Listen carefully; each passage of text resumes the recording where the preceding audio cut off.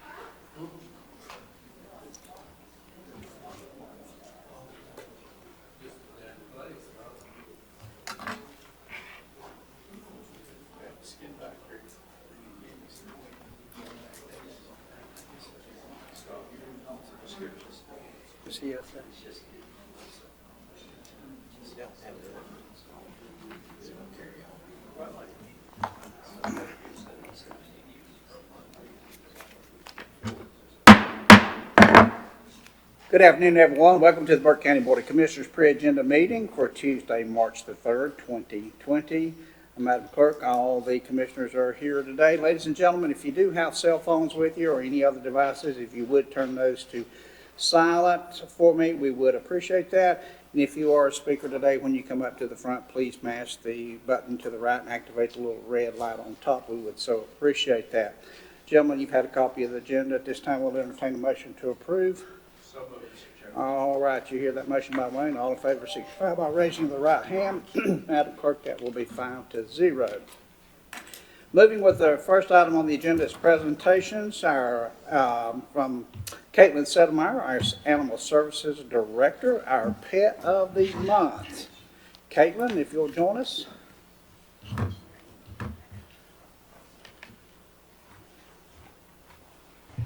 Thanks. So for March, we'll be presenting another cat and dog as the pets of the month to hopefully find their forever home. So far, we've found homes for all of our pets of the month. So it's been a really great thing to be able to bring them down here and let the community see them in person and get to know their personalities a little bit. Can you tell us about your visit to Valdez with the pet? Yes, we did take our first pet of the month to Valdez last night. It was an adventure. We took a very rambunctious pup who is in need of a very active family. It was Mr. Saint, but it was a really great time. I think everybody really enjoyed seeing a furry friend at one of those meetings. So. Right. All right, gentlemen, any questions for Caitlin about our pet of the month? All right, we look forward to that. Thank you, ma'am. Without objection, this item will remain on the agenda. Moving on to item number 2, we are at this time going to get an update on the Burke County Rescue Squad, and that's going to be presented by Chris Brown, the Chief of the Burke County Rescue. Chief, if you'll come on up.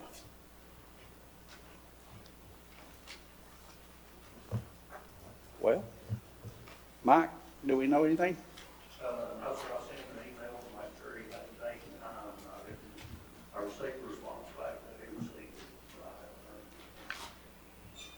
Okay, gentlemen, we do have some paperwork in here about some of the accomplishments of the Burke County Rescue Squad, some of the numbers in there. I just, without the chief here, I'm not going to highlight those.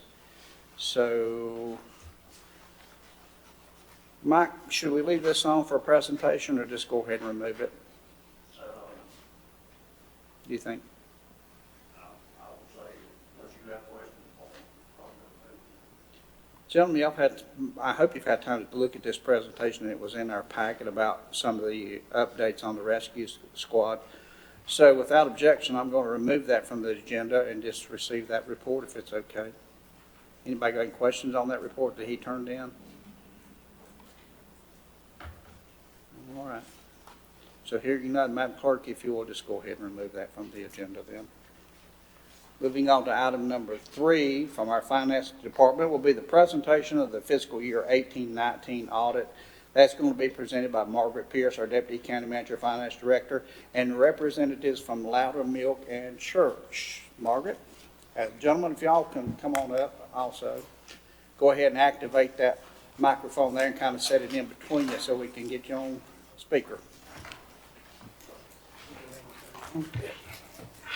Good afternoon. I'm going to turn this over to Phil Church and Rick Hammer as our auditors to present their findings and their report of everything they explored to you gentlemen and be available to assist if there's any questions. Gentlemen. Chairman, Commissioners, good to be with you this afternoon. I'm going to make a couple of quick comments and then turn it over to Rick Hammer. He was actually in charge of the audit and probably knows more about the details than I might. But as we go along, ask us questions. If you have a question, we'll be glad to try to answer it for you. We did give you a clean, unmodified opinion, which of course is what you want. And the report has gone to the local government commission for their approval, and they've approved it. You also had what we call an A-133 audit, which you have all the federal and state monies you received. And we did a lot of compliance work in those areas and a clean, unmodified on those monies also. We did give you you do have highlights. This, of course, is what we're going to go over because the report is about 115 pages. That would take a while. So as we go through, stop us. We'll try to answer it. If we can't answer it, maybe Ms. Pierce can help us out a little bit. So, Rick, you want to go over the numbers? Sure. Rick, slide that microphone just a little bit. Slide over. Thank you, sir. Okay. Yeah, you can see on the highlight sheet, there's a 2019 column for the current year audit year, and then a 2018, just to give you an idea of changes between the 2 years. The top portion is the general fund, or your main operating fund. At June 30, you had cash and investments of $26,713,854 and total assets of $32,910,721. Your unassigned fund balance, which is what's available, was $16,987,127, and you had total revenue of $79,492,889 and total expenditures of just over $81 million for the year. You had some transfers in of just under $4 million from other funds. So you had a increase in the fund balance there of 2.4, and I think most of that was due to unfunded capital projects at the end of the year that hadn't been completed yet. You also had some ad valorem taxes that are included in the revenue number. The current year levy, you collected $45,988,431, which was about 98.2% of the total levy. And investment income for the year in the general fund was $626,920. Let this switch. I got the wrong sheet here. Okay. The next area is your proprietary fund. This is the water and sewer fund and your waste collection and disposal funds. Cash and investments in these funds totaled $2,434,620. Total assets, which includes all your infrastructure and equipment and everything net of depreciation, was $20,789,300. So your equity or your net position in the proprietary funds at the end of June was just under $14 million. You took in $6.9 million in operating revenues, and your operating expense for the year was $7,514,475. You had some non-operating revenues, which were mainly some federal grant monies, was $160,257. And you transferred out to other funds just over $98,000. So there was a decrease in your net position, and those funds combined was $538,043 for the year. And included in the asset number that I mentioned earlier, we always break out the receivables just to give you an idea of what's uncollected as far as the revenues. You had $678,356 in receivables at the end of June. And then you had some investment income of about $32,000 in those funds. And the last portion is all the other funds. We just sort of combine them together to give you an idea of other amounts. Cash and investments and all the other funds was about $15 million at the end of June. And you still had some cash with the fiscal agent from bond proceeds that were unused of about $7 million at the end of June. Total assets, $26,191,074. And your fund balance and all the other governmental funds was $24,173,419. Total revenues, just under $15 million in those funds, and you expended out $25 million. A lot of that was your capital projects, your jail project, and some others. And then you transferred out about $3.8 million to the general fund, which mostly came from sales tax funds. So in those funds combined, you had a decrease of about $14 million in your fund balance for those funds. The second sheet, which I didn't send with the highlight or send originally, but I brought today with me, was the fund balance available. We always try to give you an idea of where you stand. This is just for your general fund only. You had unassigned fund balance of $16,987,127, and when you divide that over your expenditures and transfers out of about $84 million, you have a unassigned fund balance percentage of 20.17% at the end of June. And then we also give you the state average for counties of your size was 37.72 at the end of June.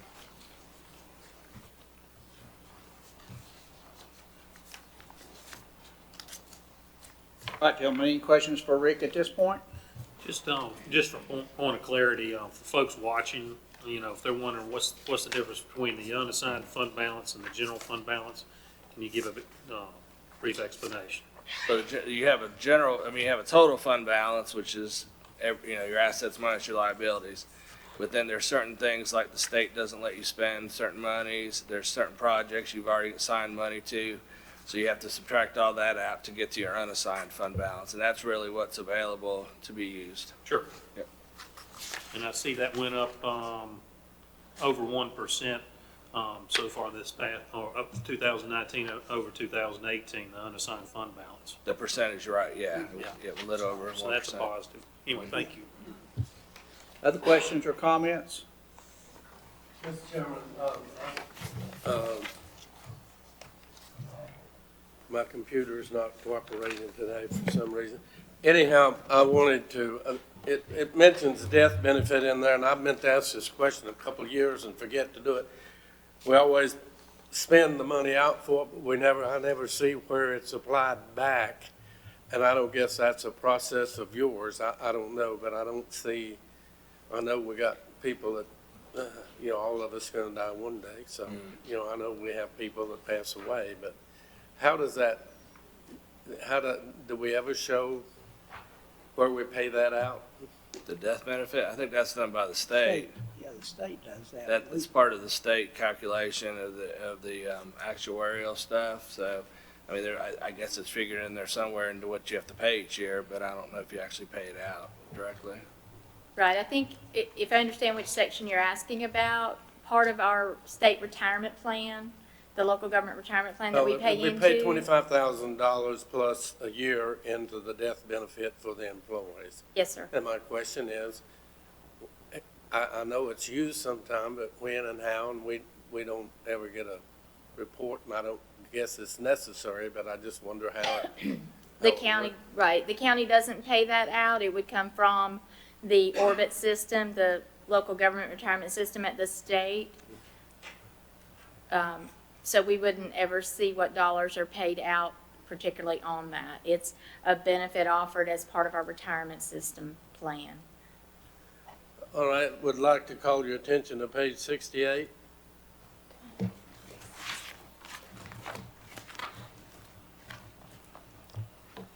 I think it's 68, mine's not going to 68. Come on, computer.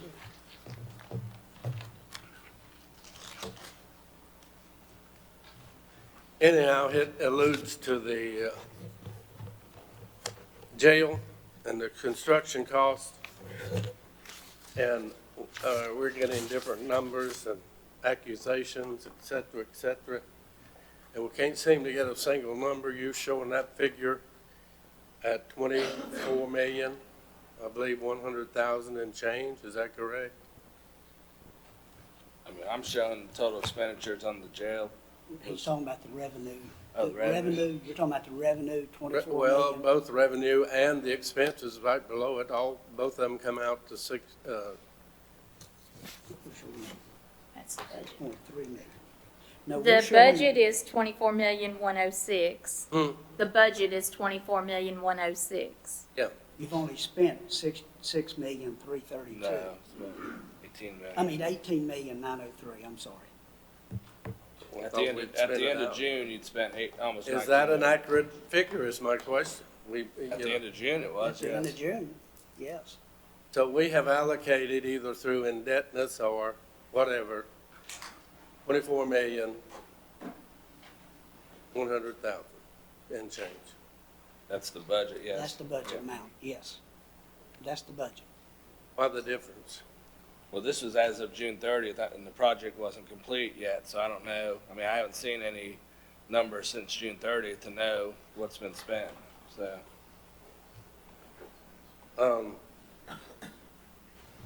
Well, I can tell anybody that's the number that it includes, that we have thus far spent on the construction of the jail. And that construction means any landscaping, any architect, as you've got it down there, is that correct? Yes, That's all I need the to know. 18,903,000, Thank you. yeah. That's all I have. Any other questions or comments? There's one other letter that we have called the letter to governance, and what that's usually trying to allude to, sorry, I forget about this, allude to is, do we have any problems with management in preparing the audit and getting things together? And no, things went very well. We had a lot of assistance, and we appreciate all the help.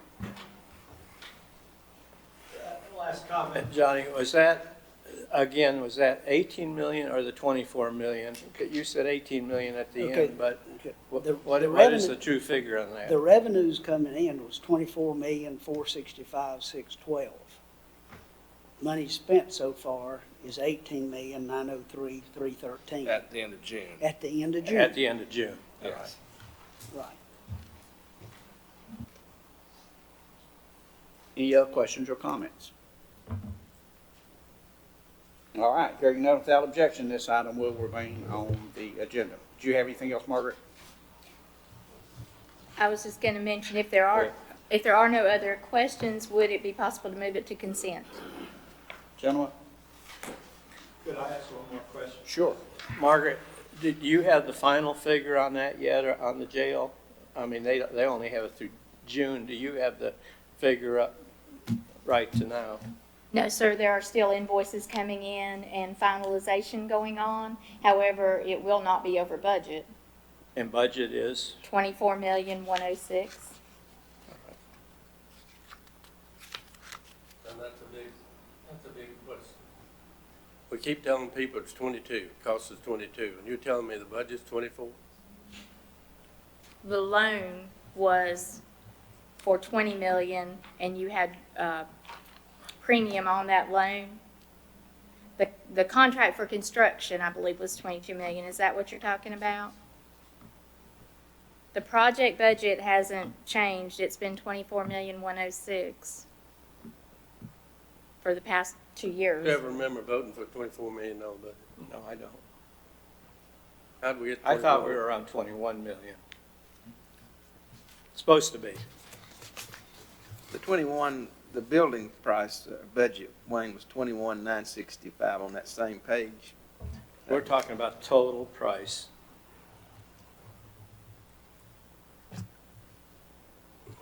The total budget's the 24,106 that Margaret has told. That's the number we're talking about. And that's a didn't vote different for number 24. from actually what we've borrowed. Right.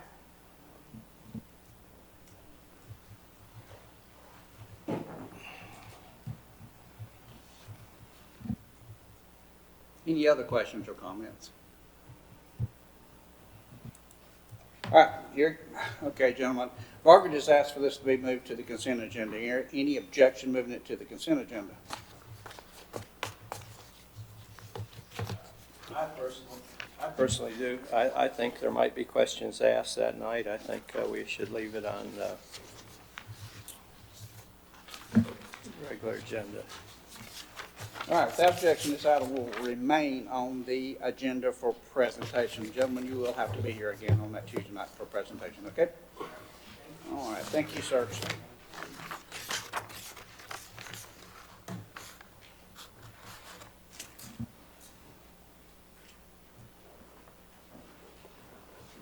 All right, moving on to our scheduled public hearings. So first one will be from the Advisory Board, Animal Advisory Board, ordinance amending Chapter 6, Animals Code of Ordinances, and public hearing. That will be presented by Debbie Hawkins, our AAB Chair. Debbie? Good afternoon. Thank you. The Animal Advisory Board has been meeting for several months, and during our meetings have discussed a number of questions that have come up regarding the animal ordinance. Based on that, we have made some recommendations, which I believe you have a copy of. So let me start by saying within the animal ordinance, it says the overarching goal of our animal ordinance is to protect the health, safety, and welfare of the county residents and the animals residing within the county, regulate and control the conduct, keeping and care of those animals, facilitate as many responsible lifetime adoptions of abandoned pets as possible, and encourage the reuniting of owners to their impounded animals. The first recommendation we've made is to add to our definition section under section 6-1 the word consult with the definition of means to discuss with and reach a decision. Consult needs to be defined and should be a collaboration between animal control and animal services. We're also recommending adding the standards of care, which is an owner, keeper, or temporary owner of an animal is required to provide their animals with humane care and treatment as follows: access to adequate supply of fresh air, species-specific food, clean container of fresh water, daily exercise, especially if using a tether to avoid any unwanted behaviors, shelter as defined in this ordinance, access to shade from direct sunlight at all times, and that's large enough for each outdoor pet at one time, and veterinary care when needed to prevent suffering. We feel the standards of care need to be in the ordinance because it gives clear direction to animal owners and enforcement officers of what is expected when you have an animal. The standards of care can easily be referenced and encompass the entire document. You don't have to dig through pages of wordy jargon to find out what a person should be doing when it comes to taking care of their animals. It also gives clear direction for when a citation may be in order when there's a violation. We're also recommending under 6-2, authority and purpose, general duties of animal control, a better delineation between animal services and animal control. We've recommended changing the wording to animal control officers will collaborate with the animal services director each workday to determine space availability. When space is limited, animal control officers can then place greater emphasis on owner education and owner retention, with the primary goal being not impound and euthanize healthy animals for space. Prior to the impoundment of strays, animals at large, which references another section, animal control officers shall determine if the animal has a rabies tag, an identification tag, or scan for a microchip. If the animal has any of the above, the animal control officer will contact the owner of the animal and return the animal to the owner, educate the owner and issue a citation to the owner for a violation of this ordinance. If the animal has none of the above, the animal control officer shall conduct a neighborhood canvass to see if anyone recognizes the animal, knows the owner. If the owner is known or address is obtained, the officer shall attempt to return the animal to that address, educate the owner, or educate and issue a warning for a violation of the ordinance. If the owner is not home, the animal control officer shall leave notice at the residence stating the kind and type of animal seized, the place where the animal is to be impounded, the hours it may be reclaimed, and the length of time it is to be held. Nationwide best practice currently supports educating animal owners in the field rather than impounding an animal when possible. The goal is to have coordination of the current status of the population at animal services and prioritize the needs of what's in the field. Burke County needs to move forward to focus on owner responsibility, owner retention, and the live release rate at our Animal Services Center. By educating the owner on the ordinance in the field and reinforcing this with a citation and minimizing the numbers impounded, the responsibility goes to the owner and not on the animal. Excuse me. Reducing the number of animals impounded by returning those identifiable to their owner in the field, we could reduce the risk of exposure to disease, prevent unnecessary overcrowding, eliminate unnecessary expense to the county, and prevent unnecessary trauma to the animal for being impounded and killing for space. Providing education and even issuing a citation in the field could help improve the well-being of an animal and ultimately avoid pursuing legal charges. A couple of weeks ago, Animal Services had 9 dogs returned to their owners. One owner recognized the other animals and knew the owners. The impoundment of these dogs could possibly have been avoided had there been an attempt to locate the owners while in the field. We're also recommending a change to 6-2C. County Animal Services Center is a public shelter operated on a managed intake basis and must be in compliance with all state standards established for public shelters. Owners who wish to surrender their animal must contact Animal Services and schedule an appointment. Animal Services and Animal Control tasks need to be separate entities, although they should be working in unison. The current paragraph that we have in our ordinance now lumps the two together. We're also recommending a change to 6-2D. County Animal Control will only respond to citizen calls regarding a resident's report of suspected violation of the standards of care, a violation of the animal ordinance, a suspected case of animal cruelty, when an animal is in severe distress, or when the animal's death appears imminent. Deleting the sentence that allows an owner to surrender their animal not in distress to animal control again puts responsibility back on the owner by requiring them to make an appointment with Animal Services. This also gives Animal Services staff the opportunity to share strategies to help keep the animal in its home, problem-solve issues, and connect the owner with community resources. This also supports Animal Services by allowing them to prioritize admissions for those animals who are in distress. We're also recommending a change to 6-2E, which falls in line with 6-2D.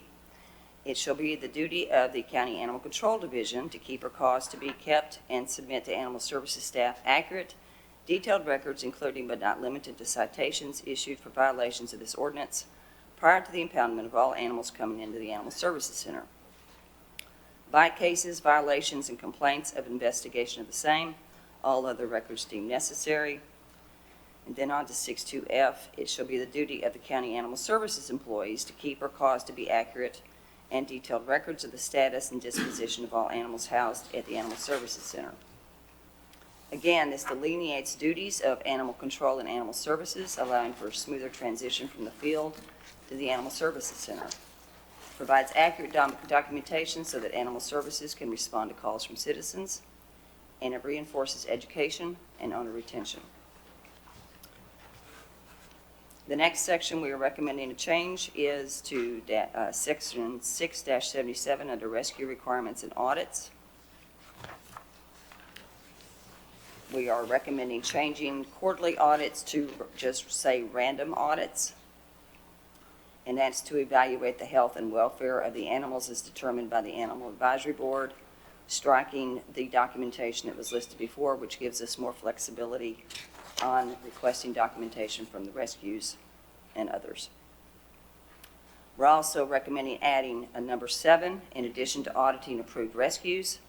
The Animal Advisory Board will perform random audits on records from Burke County Animal Control and Burke County Animal Services. The Animal Advisory Board's primary mission is to advocate for the humane treatment of companion animals. This means in the field with our officers when they are brought to Animal Services and placed in their care, and transferred to animal groups. The next section we are asking a recommendation for to change is under the remedies. As we've indicated prior in one of our recommendations, listing a first offense as a warning, and then moving all the other offenses down as they were listed before. So the second offense would be the $50, third offense would be $100, fourth offense $200, and all other offenses after the fourth would be $200. The last section we're asking for consideration on is Article 3, which is impoundment, and this is to be in compliance with all of our previous recommendations. We're asking it to state, any animal which appears to be lost, stray, unwanted, which is found not wearing a valid rabies vaccination tag as required by state law or this chapter, and not under restraint in violation of this chapter, may be seized by the Animal Control Division in a humane manner only after conducting a neighborhood canvass. And that is referencing Burke County Animal Ordinance Section 6-2B4. If no owner is located, the animal may be impounded. These recommendations to the animal ordinance are to help citizens of Burke County know and understand what the expectations are when caring for an animal. Unless they're in the ordinance, we cannot expect our citizens to be aware. Thank you. All right, gentlemen, you've heard Debbie's presentation. Any questions or comments? Mr. Chairman, I kind of appreciate the leniency toward that first offense and then second one, but I will say this, Debbie, I don't know how you're gonna do it. You're gonna need a Philadelphia lawyer to transfer and decide who's guilty and who's not guilty in some of those situations, but my hat's off to you. But I have no questions about the article itself, Mr. Chairman. Mr. Chairman, that last one, Debbie, that you discussed, was it in here? Did I overlook it somewhere?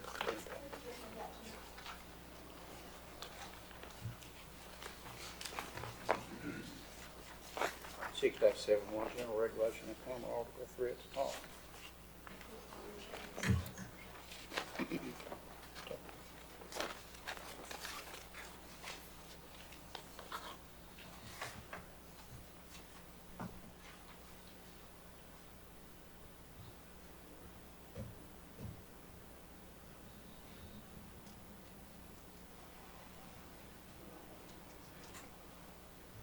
Debbie, why don't you read that just for my, because you've done a really good job, y'all have done a great job here, but going from quarterly to random, how do we ensure that it doesn't go, you don't go 8 months without checking anybody? You obviously don't know this animal advisory board. But you see what I'm saying, it's not Yeah. written in here, so that would be a question that. Yeah, the reason you why know, we wanted to change it just to random is because that gives us the flexibility to do it more often. Because what we're finding is several rescues can pull, and if we're only doing quarterly, then we're 3 months behind already. So if we can do more frequently, then we can find more of a present-day account of where the animal is. Okay. And that makes sense. Just out of curiosity, how many approved rescue groups do we have now? Caitlin? Approved rescue groups pulling? 14? Okay, thank you. Thank you, Debbie. Could that be reworded rather than random to add some phrase in there, not less than, or something to kind of, That's, Not less than, to give a catch so that we don't wind up just randomly forgetting to do it when some other animal advisory board is in place. that was what I was thinking, Jeff. That's a good point. I was thinking not less than just whatever number that is, just so we do have some guarantee. security, okay. Do you gentlemen have a suggestion on not less than?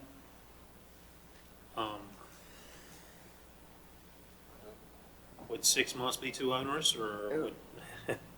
I would say not less than quarterly. You don't want to go less than that.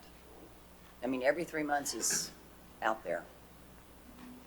That's why we were thinking more like random. But, I mean, that would give you some flexibility to not have to do monthly. So not less than quarterly, or not, how would you word that? Not more than. Not more than.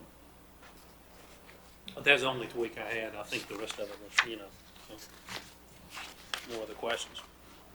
Thank you. Debbie, is in the Article 3, the only after conducting a neighborhood canvass, is that doable all the time? I'm not an animal control officer, but in reading other counties and other areas' ordinances.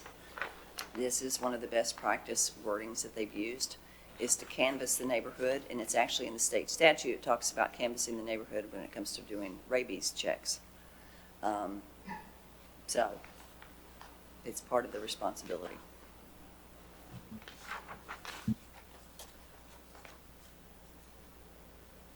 Other questions or comments? Mr. Chairman, there's a few things in B4 where you have the three separate lists of A, B, and C items. In both B and C, your employee is given the option to educate the owner or educate the owner and issue a citation. That's in the first part.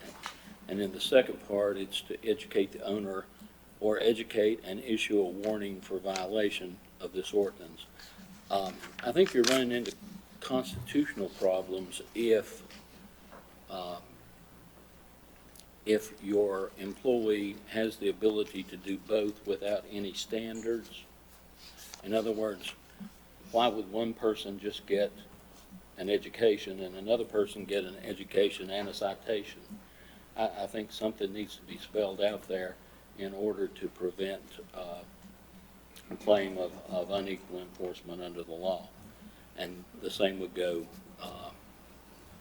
in the second set there. And the other question that I had, and that is (677) number 7, allowing an advisory board to audit our county employees. I think that has some real problems in that I don't know of any other advisory board that has the ability to be able to look at what the employees are doing and then I guess issue a report or tell the county commissioners or whatever. But I think you could be playing with fire with that provision in case there develops some problem between the advisory board and the county employees. I just caution the board about adopting anything that gives an advisory board the ability to audit county employees' work.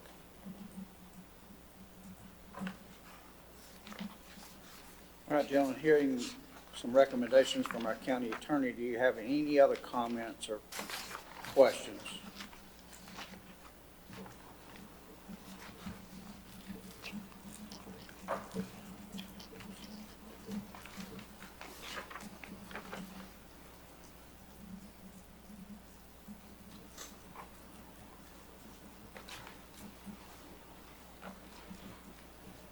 Gentlemen, I'm not hearing any other questions or comments. There are some, I feel like some major issues that JR has brought up that need to be addressed. And I would rather they be addressed, Debbie, if you would sit down with the county attorney and go back over the entire document, I believe, and see if there's anything else that may need to be done. But I don't want that to come back to us in 2 weeks. I don't think there's enough time for us to take a look at it again. So I'm going to ask that you, if the other gentleman will agree with me, that you take this back. Let's do a little bit more work on it with the county attorney and the county manager and with Caitlin. Let's look at some of those issues that are in there and readdress and reword and bring that back to us one more time, please, ma'am. Gentlemen, do y'all have anybody disagree with us doing that? Okay, let's do that, okay? All right, let's just, Madam Clerk, if you will take that off, we'll send that. Yes, ma'am. Question, Mr. Chairman. I have a public hearing scheduled. Do you want to hold cancel that if I can, Yes, ma'am. Okay. We have time, don't we? maybe. I'll send an email right now. If you do it today. Okay. Yes, let's do that, because there's just too much in here that needs to be looked at and get advice from the county attorney and the county manager before we set that out there for a public hearing. Okay? Please do that. All right. Okay, Debbie, I think that's where we're at, okay? All right. Thank you so much for the hard work you've done on this, for the good work. Okay. All right, moving on to the consent agenda. Item number 1 is a request for approval of a lease purchase agreement between Home Trust Bank and Iker Township Fire and Rescue Incorporated, and that will be presented by Mike Willis, Fire Marshal, and Brand Lingerfeld, Chief, down at Iker. Gentlemen, or maybe not Brand.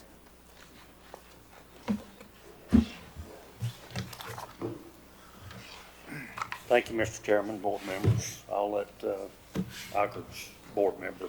Good evening. Todd Eckert, Chairman of the Board, Iker Township Fire Rescue Department. What we're looking to do is purchase a replacement truck for a 30-year-old engine we have right now. The agreement that we're looking at will be a 5-year loan. This will be a low-interest loan. Annual payments run about $87,200 annually. We have had our public meeting, which was on January the 27th, 2020. At that time, we had 20 resident freeholders on hand present with a unanimous vote to secure the loan. We did our News Herald notice, placed in the paper twice, 11/24/19 and also 12/1/19 for our public meeting. On this purchase, we are looking to have a down payment of $200,000, possibly $300,000 as a down payment.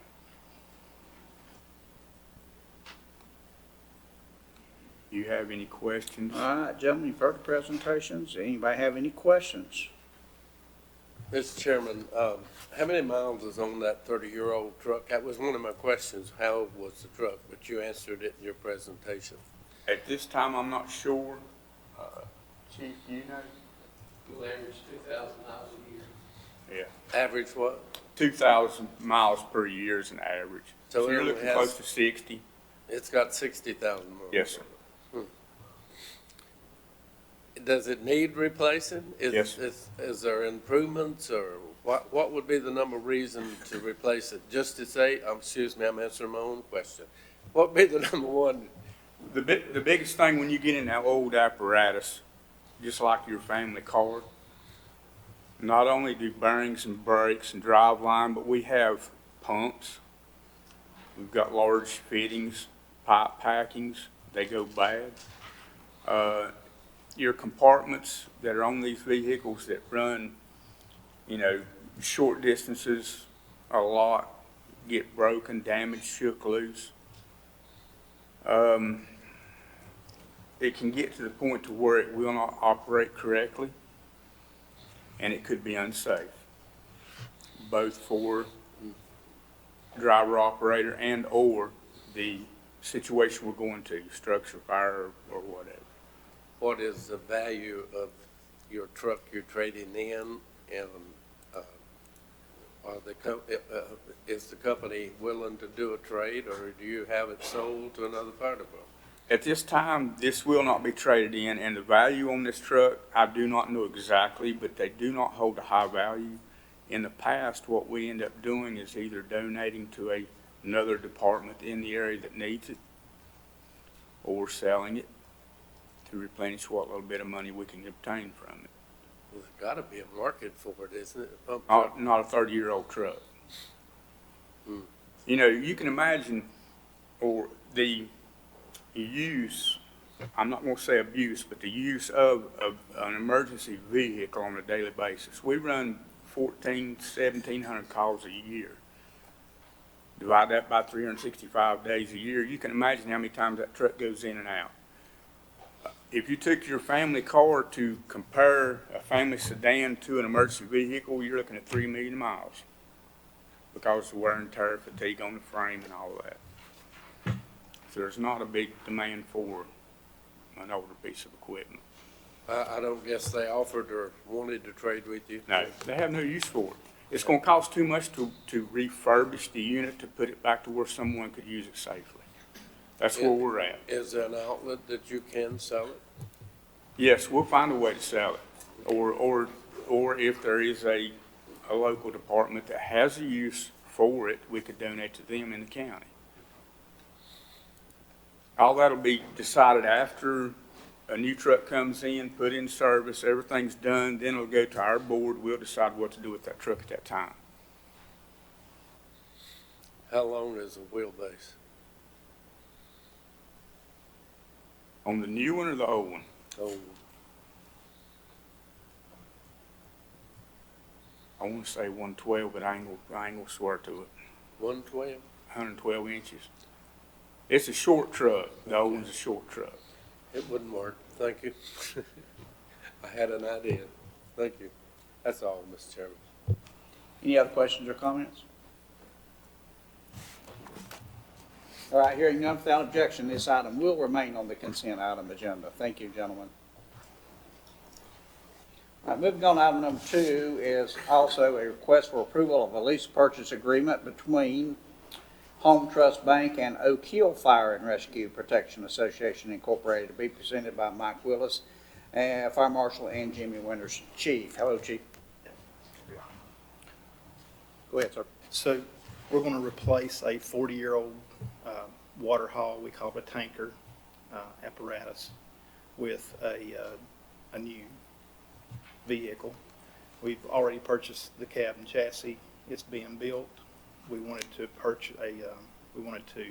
finance part of the cost, which is like, I think you have that $345,000.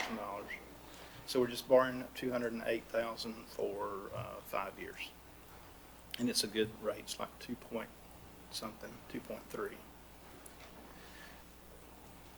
All right, any questions or comments for Chief? Mr. Chairman, I did have a question about a typo, I believe. It seems like we have 2 firms listed on that contract. I assume if I ask the same questions, I get the same answers about. Is that correct? Probably. I figured it. I believe we had two banks mentioned, 2 loan and service. It was the same bank. It should be the same bank. Home Trust.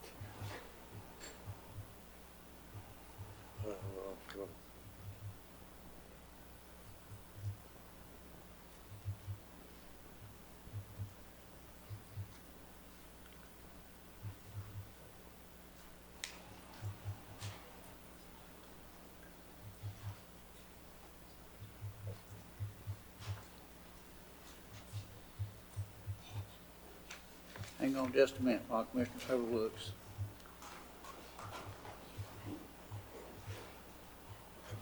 It may not have been on the contract, but on the description.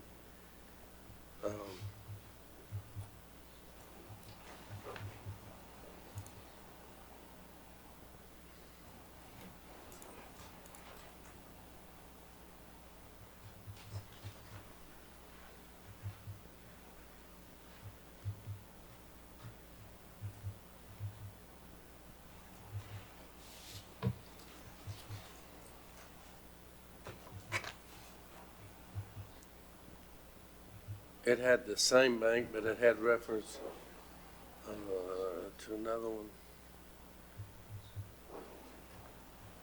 I should have highlighted it, and I didn't. It's all right, I'll find it and call the clerk, and she can correct it, if Okay. that's okay, yes. I think you'll see it on the loan process, maybe it's what you're talking about, Mayor. It says, talks about through United Financial. Yeah, that's it. That's it. Yeah, I don't know that has any bearing on the subject, but. In a court of law, it should match, or you're in trouble. And hopefully nobody ever gets in a court of law. But it it probably needs, I'm sure it's just an oversight, but it probably, both of them need to have the same name of the firm that they're borrowing the money from. You're just borrowing from one bank, correct? I think it's the same group, I'm not sure. They may have like a sub-branch or something that does just fire. Home Trust Bank, that's the one you're working with? Okay. The only one you're working with? Yeah. Okay.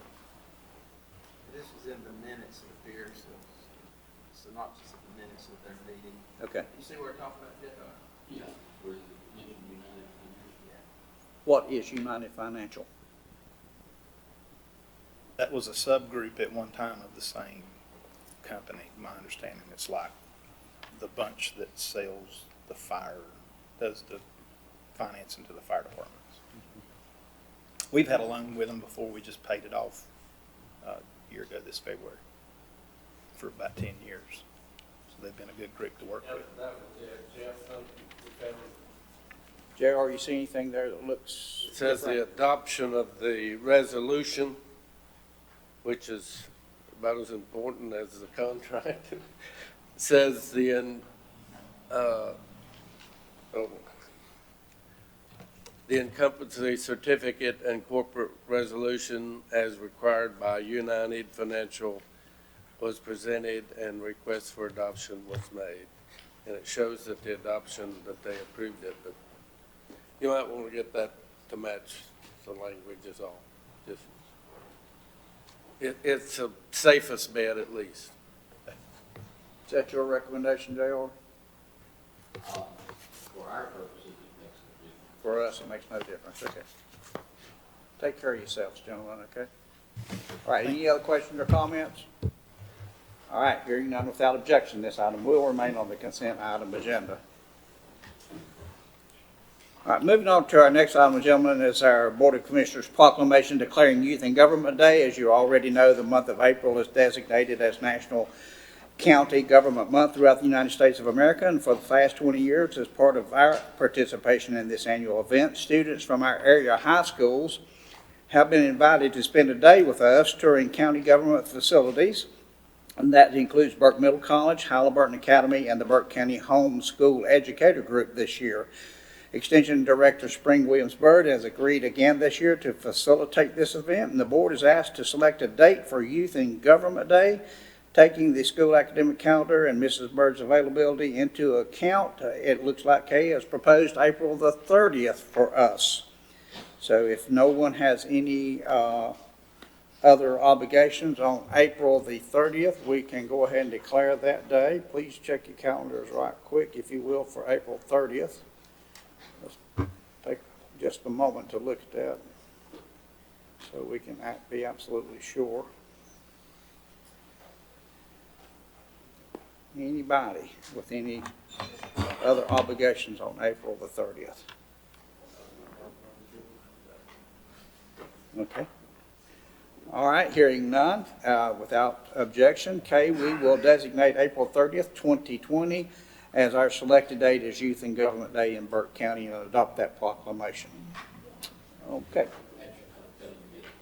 Sir? At your upcoming meeting. At our upcoming On the meeting, 17th. yes. That's what we'll do at our upcoming meeting. Thank you. So without objection, this item will remain on the consent item agenda, where we will at that day do what I just said. Thank you.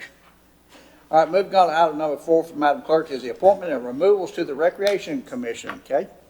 Thank you, Mr. Chairman, members of the board. This is a request to hopefully make some appointments to the Recreation Board, but it's mostly removals. It also includes a creation of a new seat. Seat number 13 is for the new Mountain View Elementary School, and an application from Jessica Wisnett was received. The 3-year term would end March 31st, 2023. For Forest Hill, seat number 1, we're requesting that Brad Clark's removal be approved. His unexpired term ends March 31st, 2021, and I do not have any applications on file for this seat at this time.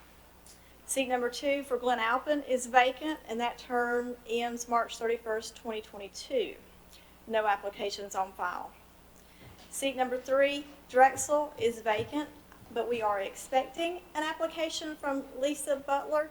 I have not received it as of today, and that term also ends March 31st, 2022. Seat number 4 represents Valdez Rutherford College. It's occupied by Doug Knight. He is willing to serve another term. I spoke with him by phone and again last night at the Valdez Town Council meeting, and he will be getting his application in. So he'll be renewing for another 3-year term ending March 31st, 2023. Seat number 5, George Hildebrand, is vacant. There are no applications on file, and that term ends March 31st, 2021.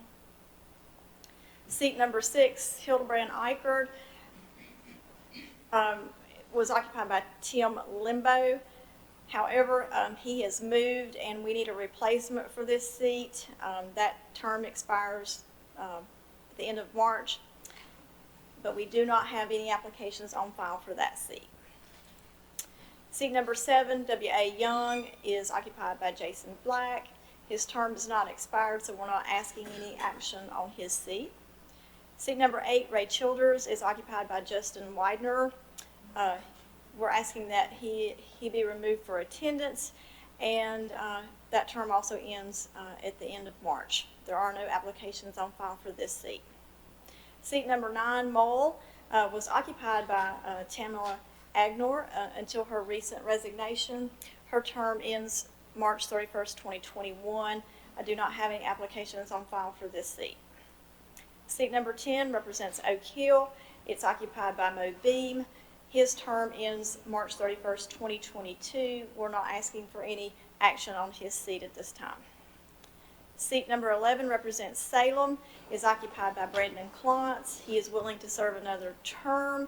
According to the recreation staff, I have not received his application, and he would be reappointed for a 3-year term if we get his application. Of course, seat number 12 is the commissioner's seat. We don't need any action there.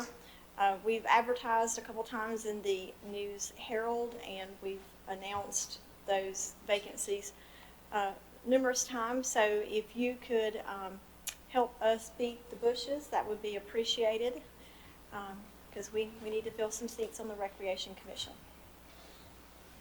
Questions or comments for Kay? Mr. Chairman, Madam Clerk or Brian, would it be possible to ask maybe somebody in our recreation staff to make an appeal? I think each of these schools probably have some semblance of an athletic association. If we could appeal to those associations and to try to find somebody. Commissioner Benton, I have been working with the Recreation Director to get applications. Don't have any, but we will try again. Mr. Chairman, I assume, Scott, it's a very active association, but to those two that you listed may serve, you just don't have the application, we're not breaking any rules or procedure to ask you or either, the name left me just that fast, the director to make calls and remind them to send an application so that they can be on that. Right. We're reminding, and if by the time of your meeting we don't have anything, I will change the requested action. Okay.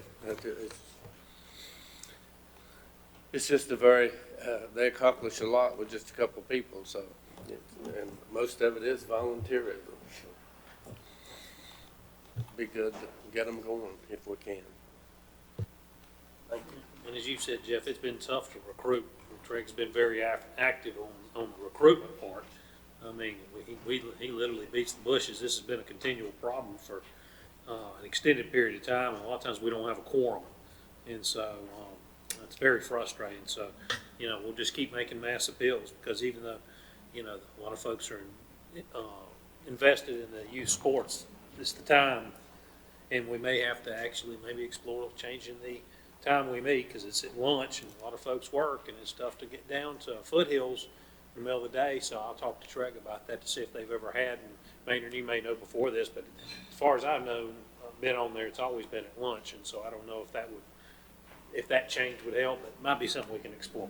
Well, I was going to make the comment that at one time there was a request to change the time, but I would suggest that you just take a poll and see if there'd be more participation if you moved it to 9 o'clock or later in the day when people are off work. It does interrupt your day. Now, I know I've had to leave the tractor sitting in the field making hay and run for that meeting when I was on that board. So it might help if you change the time of that meeting.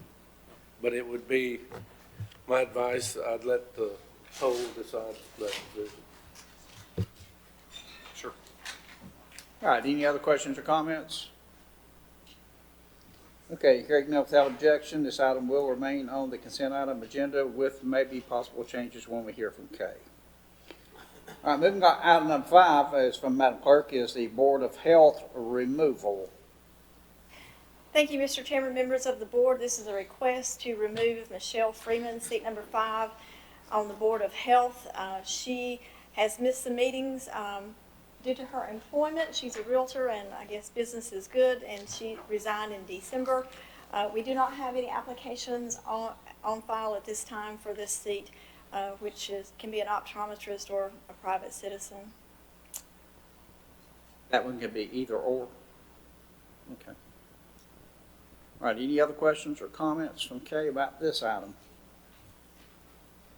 All right, hearing none without objection, this item will also remain on the consent item agenda. Moving on to item number 6 from Madam Clerk is the North Carolina Department of Transportation Secondary Roads Resolution. Thank you, Mr. Chairman. This is just a routine request that we do every couple years to re-adopt the resolution in the packet, just so they have a current one on file. There's no change to the language.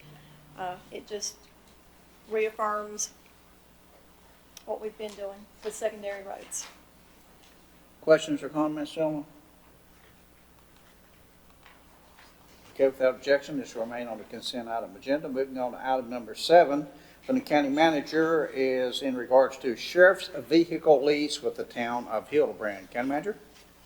Thank you, Mr. Chairman, members of the board. We've received a request from the town of Hildebrand regarding their wanting to get a new car and replace the one they have. I believe the town manager is here. If you have any questions of him, and the county attorney, I believe, has overlooked the documentation for this. I believe there were some revisions, and then I believe I saw something here in the past few days about something on Exhibit A was needed to be changed, and I believe that had to do with a flashlight or something or another. Minor request. Okay, yeah. JR, give us an update on what some of your changes were, if any. They were basically to. Mic on. They were basically to clean up a little of the language from the original agreement was from 2008, I believe, and just to specify that the car is only can only be used for law enforcement purposes. And Mr. City Manager, you have any comments or anything? At this time, no. Gentlemen, questions or comments? The question is, the present one going to be traded in, junk, sold? So we lease the vehicle out to the county, but from my understanding, it's the county's ability to purchase that vehicle back from us at the end of the lease. We have not heard yet whether or not the county anticipates to purchase that. Okay. All right, thank you. Any other questions or comments? Mr. Chairman, I'd just like to welcome Mr. Shook. I did not get a chance to speak with him. I didn't know you, so I didn't recognize your face, and just wanted to welcome you. And Maybe, I apologize. Go ahead, because some people haven't met you yet. Go ahead and introduce yourself to the board and to the audience out here and tell them how many weeks you've been working. I have not been working as long as my hairline's been gone. I can say that. Everyone here seems to have a full head of hair. But no, I've been What's your name first? Logan Shook. Logan Shook, yes. Okay. And so I started out as town manager with the town of Cages Mountain. I was there 4.5 years, and then in July, I was lucky enough to start with the town of Hildebrand. I don't know how many weeks that is. But yes. Well, we appreciate that and welcome aboard, and I know Hillbrand's glad to have you down there, okay? Thank you. All right, not hearing any objections or anything, that item will remain on our consent item agenda. We thank you for being here. Thank you. All right, moving on to item number 8 from the county manager is regarding project The Nest, a public-private partnership for a wedding and conference venue at Fontainebleau County Park, and I will turn that over to Brian. Thank you, Mr. Chairman, members of the board. You know, I was out some in December for a family matter, but we've had some time to look at this proposal for the letter of intent, and it is my opinion after that this is not in a circumstance that we need to go forward with in regards to the Nest. I think if we are presented with some sort of letter of intent for a smaller type of activity of some kind of log cabins or yurks, that's something that the board would probably want to take a look at and just take tiny steps instead of big leaps, especially as it would require significant funding from the county. I don't believe we are ready to do that at this point in time. So I think the recommendation is that we just no further action regarding the Nest. All right, gentlemen, questions for the county manager? Mr. Chairman, I heard Mr. Bryan's recommendation. There's 3 things that I kind of asked when we had this on our agenda before, and one of the big ones we never did get an answer on, and I felt like the design of that building and so much glass that stick out like a gold ring in a hayfield or something, but it would not, and also I didn't like the idea of $100 a year lease. It just seems too, but more than that, what I really wanted was somebody, and I guess that'd have been you, Scott, to tell those people how much out of code he was with that design, and let them make the decision whether or not they wanted to change their building to match what we want for that area, or, you know, and come back to us. I don't know if that's acceptable or not, but I really don't want to see us walk away from $4.4 million if we can somehow rearrange, redo, and get a building that would fit the codes for that. You'd still have the obligation of, well, objection would be a better word, objection of us having to build a road and pave it. That's considerable, $600,000-700,000. Is it more than that? Well, anyhow, but I did want to welcome at least the chance for him to say, okay, redo this and show us how we can let you spend your $4.4 million. That was my comments. Any other comments? And I agree with Brian here. I think, you know, with the infrastructure outlay from the county and a lot of variables that haven't been really cleaned up since we first looked at it, I agree that, you know, putting this to the side at this point is the right call. And I will make a comment as we move forward. I would like for us to make sure we keep in touch with our community partners on if and when we do move forward with something, because obviously there was a lot of input from the community, and I want to make sure they continue to have that input so they feel like part of the decision, because I don't want to make a decision that 50 years from now I'm going to regret. So I think slow and steady's the way to go right now, and I'm not against development. I just want to make sure we're cautious, and like I said, make sure we have all the community partners involved in the decisions kind of moving forward. Any other comments? Mr. Chairman, my comment was not just limited to that. I don't know if Alan would do that or who would do it, but I just need somebody to say, okay, that won't work. Can we show you another piece of property that will work on? Whatever. You just don't, I wouldn't drop $4.4 million just that fast. I wouldn't. I'd give them choices 1, 2, or 3, see if one would fit. You won't know until you ask. Thank you. Yes, sir. Any other comments? All right, hearing none, without objection, this item will remain on the consent item agenda. Okay.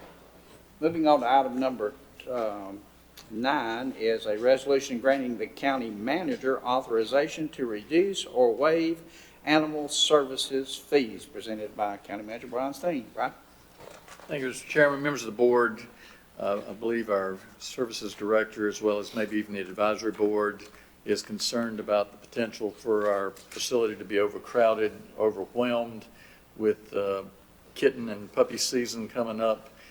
They are wanting to have kind of a pressure relief valve, I'm going to call it, by allowing me to reduce adoption fees if the board is so inclined, so that we could maybe get some animals adopted rather than having to euthanize them. Again, I don't know if you've had a chance to read through this thoroughly. That's, to me, is the gist of it. And I don't know if Debbie or anybody else would care to expound on that, but that's kind of the short story of that. All right, gentlemen, questions or comments for the county manager? Mr. Chairman, I agree with the concept of it. I do think it causes some problems when people think they get cheated when they have to pay the full price, et cetera, et cetera. But I like the market demand approach, and I would probably move it one step higher. I would probably form it into a code that, you know, on occasions when we just have nowhere to put animals, you can put them on sale at a reduced price so that nobody gets caught. And, you know, in occasions when, and we never know when you may be out of town, somebody else can step up and make that decision. But I think we ought to have a policy on that, because if the policy is printed and it's well reversed and told and promoted, it shouldn't be a problem. But if you don't promote it and do it right, it'll bite you in the hiney, excuse me, ladies, if you don't watch it. So, Any other questions or comments? Yes, Mr. Chairman, the only question that's kind of come to mind, that this last sentence, a waiver of animal services fees shall be temporary and shall cease when the shelter is at or below 50% capacity. Are we ever at or below 50% capacity, Mr. Manager? I think they've had some times. They had a weekend a while back. I think they adopted out 17 animals in one weekend. Caitlin, come on up a minute, please, ma'am.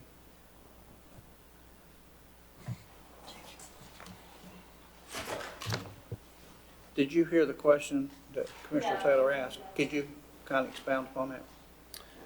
Yeah, this last sentence, Caitlin says, a waiver of animal services fees shall be temporary and shall cease when the shelter is at or below 50% capacity, when the event prompting the waiver has ended, or when illness or disease no longer pose a threat. I mean, that seems like a pretty low point. I mean, are we ever at 50%? Or how often are we at 50%? I would say we are rarely at 50% with the size of the shelter we have currently. We normally stay pretty full, given, you know, the amount of strays and stuff we take in with the size of shelter we currently have.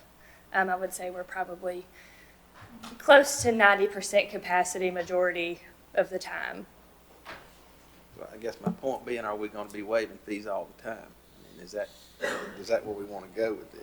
No, I don't foresee us waiving fees all the time. There are, you know, times where, you know, we're pushing 3 and 4 dogs per kennel. Those are the times that we would be like, hey, can we run an adoption event this weekend to see if we can move some of these cats and kittens or, you know, dogs and puppies out. You know, it would be like I would foresee a set time, like a weekend special, you know, maybe even a week special, given kitten season is upon us. So I think there would be an end point that we would have to cut that off. So maybe some other criteria you might want to use, I don't know, but just throw that out for whatever it's worth.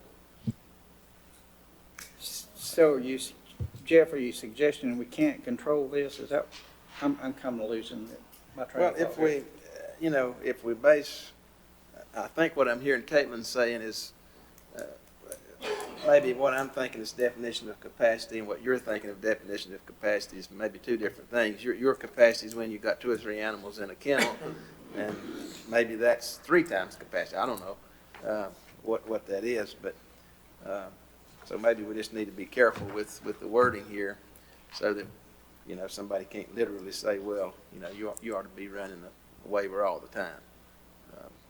So I don't know how you define it better, but that's your area. Yeah, and I don't know if they can go back in the wording, say, if they are at or above, or it's imminent that they would be above 95% capacity, that the manager would have authority for a period of time to try to help us get animals adopted. So I think we can modify that to something the board may be a little more comfortable with. We'll try to get that out before the end of this week. Let's not get it out before the end of this week. Let's go back and take a look at it and put it on next month. Okay? What do we got? Spring breeding season. Mr. Chairman, comment that Brian made, there needs to be some variables in that policy, because you can be at 80% and the weather hotter than the dickens, et cetera, and have just as much demand as you would if you was 100% at much cooler temperatures. But there's a judgment call on that and you better be prepared for the judgment call and the response you're going to get if some people don't like it. Agree. So if we wait till next month, you thinking we're waiting too long? All right, you got 1 week to come up with something, okay? And get it back to this Board of Commissioners, to each and every one of us, with the explanation of something new that we can take a look at, and then we'll look at it for our regular meeting on Tuesday. Wait a minute. And also, there may be constitutional problems with waiving fees. I need to look into that a little further. And consult with the county attorney in the next week while you're doing this to make sure we don't violate the Constitution, right? With North Carolina Constitution. North Carolina Constitution. Is that the only thing that you see is some constitutional issues? Right. Okay, yes, sir. Also be good to maybe steal a good idea from somebody else. Maybe somebody's got one. Won't have to work so hard. Steal what you can, Commissioner Taylor says, okay? This was stolen. Oh, this is already stolen, sir, so we'll steal some more. All right, JR, if you'll stay, Caitlin, stay in consultation, let's have that as soon as we can, okay? All right, well, so without objection, we'll leave it on the consent item agenda with the hope that some changes will be to us for us to read, and then if you have any questions, please let me know. All right, moving on to item number 10 from the county manager also is a resolution supporting establishment of an animal services foundation. Mr. County Manager. Thank you, Mr. Chairman, members of the board. There was some discussion in the past few weeks. We're looking at the potential of a new shelter that's quite a significant cost, but the shelter is also experiencing needs now, and there may be a way that a foundation, if one was so created, could be of assistance and help take some of the cost and burden off taxpayers and really have people who are truly interested in the well-being of animals to help. There are a lot of people with very large hearts that would, if given an opportunity in a proper format, would be willing to donate monies to help the shelter work that we are all very passionate about. So this is merely a resolution in support of that establishing at some point in time outside of county staff. All right, gentlemen, questions or comments? I will note that the Animal Advisory Board has unanimously voted to recommend that we adopt this resolution in support of establishing a animal services foundation to help with future costs. So any questions or comments? All right, hearing none without objection, this item will remain on the consent item agenda. Moving on to item number 11 from the Fire Marshal's appointment to the Local Emergency Planning Committee, and that will be presented by Mike Willis, our Fire Marshal. You ready, Mike? Okay.